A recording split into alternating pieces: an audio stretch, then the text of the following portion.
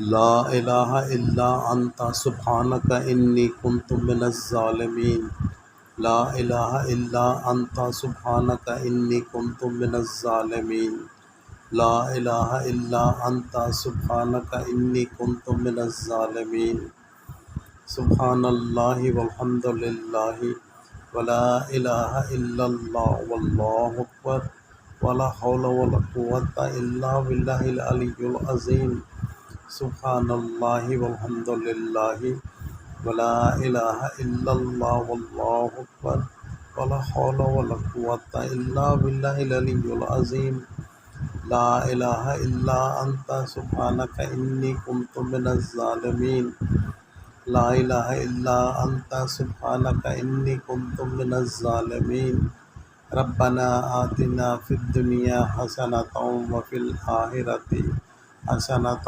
وقنا عذاب النار۔ حجر اسود یہ جنت کا پتھر ہے۔ نبی کریم محمد صلی اللہ علیہ وآلہ وسلم نے فرمایا، حجر اسود جنت کے پتھروں میں سے ہے۔ ترمذی۔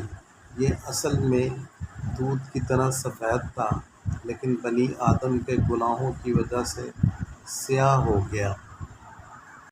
حجر اسود خانہ کعبہ کے مشرقی کونے میں نصب ہے۔ یہ طواف کی شروعات اور اختتام کی نشانی ہے۔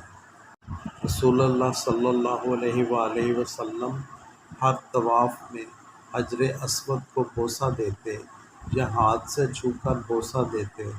اگر قریب نہ ہو تو دور سے ہاتھ بلند کرتے اللہ اکبر کہتے۔ صحیح بخاری۔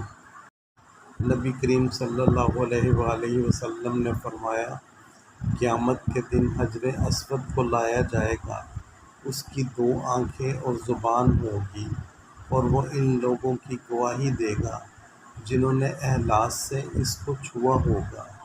ترمذی شریف میں ہے۔ حجر اسود کو چھونا یا بوسہ دینا صرف اللہ کی اطاعت ہے، عبادت نہیں۔ اصل عبادت اللہ ہی کے لیے ہے۔